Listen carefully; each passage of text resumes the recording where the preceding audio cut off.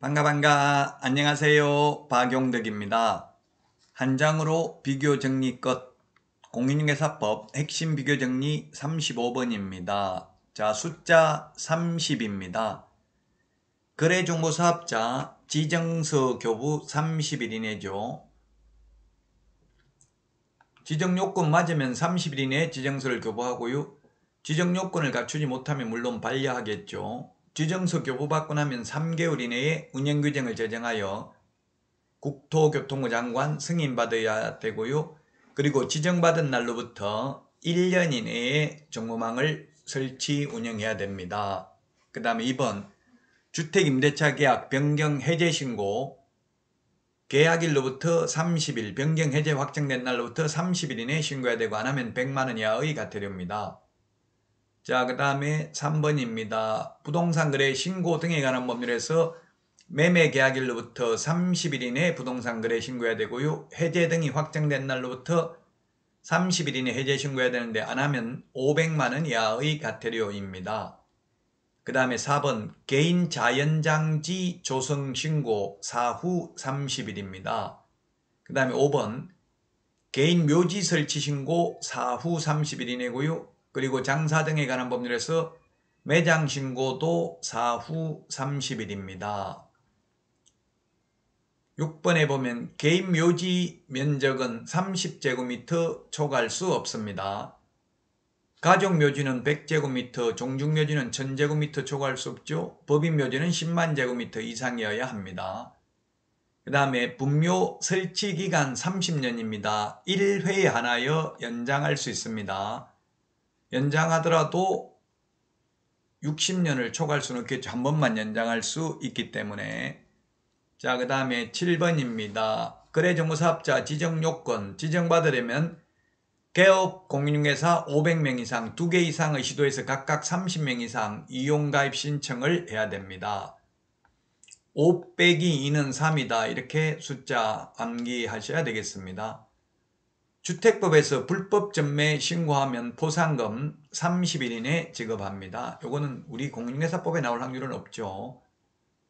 8번은 33회 공인중개사법에 출제됐습니다. 농지법이나 부동산거래 신고 등에 관한 법률에서 토지거래 허가받은 목적으로 사용하지 않아서 이행강제금을 부과받은 경우 이의신청 30일 이내 이의신청할 수 있습니다.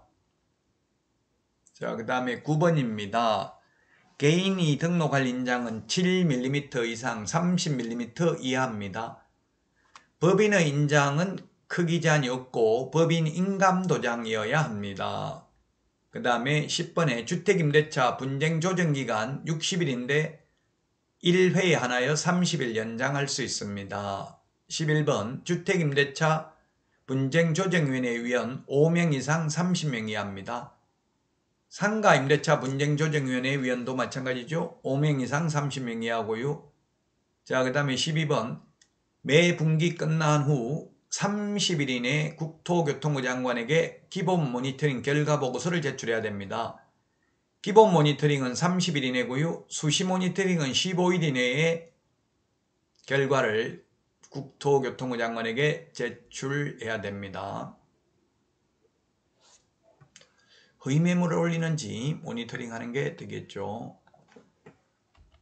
부당한 표시 광고하는지 모니터링 할 수 있을 것입니다.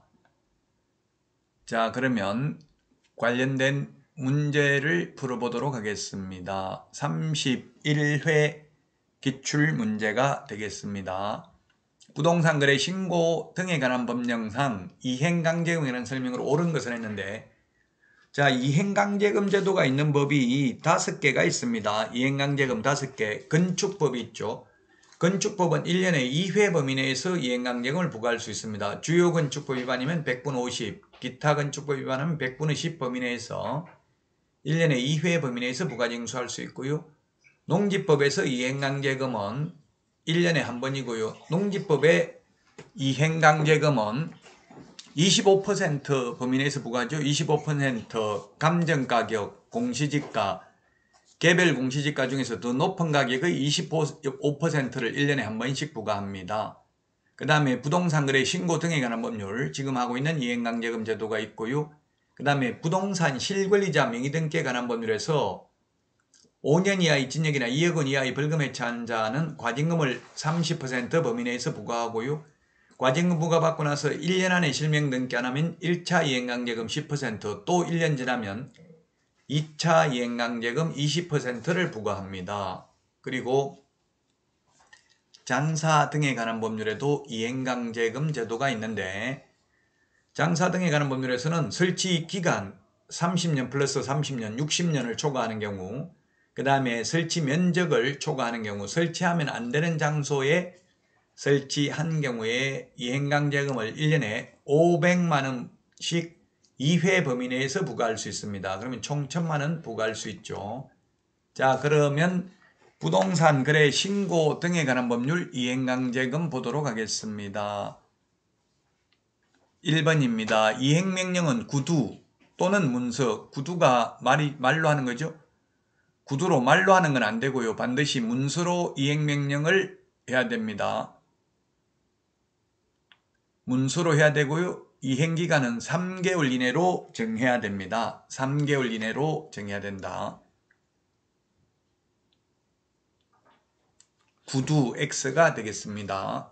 구두 X. 그 다음에 2번 토지거래 허가를 받아 토지를 취득한 자가 당초 이용 목적대로 이용하지 아니하고 방치하여 이행명령을 받고도 정하여진 기간에 이를 이행하지 아니한 경우 시장군수구청장은 토지 취득 가격의 100분의 10에 해당하는 이행강제금을 부과한다. 이게 맞네요.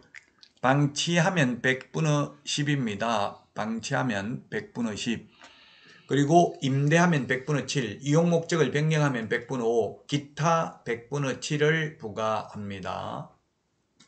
자, 그 다음에 3번입니다. 이행강제금 부과처분에 불복하는 경우 이의를 제기할 수는 있으나 그에 관한 명문 규정을 두고 있지 않다 했는데 명문 규정이 있습니다. 30일 이내에 이의제기할 수 있습니다. 4번 이행명령을 받은 자가 그 명령을 이행하는 경우 새로운 이행강제금 부과를 즉시 중지하되 명령을 이행하기 전에 이미 부과된 이행강제금은 징수할 수 없다 했는데 이미 부과된 것은 징수하여야 합니다. 그래서 4번 틀렸고요. 30일의 기출문제입니다. 5번 최초 이행명령이 있었던 날을 기준으로 1년에 2번씩, 건축법이 1년에 2번씩이고요. 요건 1년에 1번씩 이행명령이 이행될 때까지 반복하여 이행강제금을 징수할 수 있습니다. 1년에 2번씩이라고 해서 틀렸습니다. 1년에 2번씩은 장사 등에 관한 법률하고 건축법 2가지고요. 나머지는 전부 1번입니다. 1번. 물론 부동산 실권리자 명의 등기에 관한 법률은 1차 이행강제금 20%, 2차 이행강제금 10% 딱 2번만 부과할 뿐입니다. 자, 이번 시간 여기까지 하고요. 다음 시간에 찾아뵙겠습니다. 안녕히 계십시오. 안녕.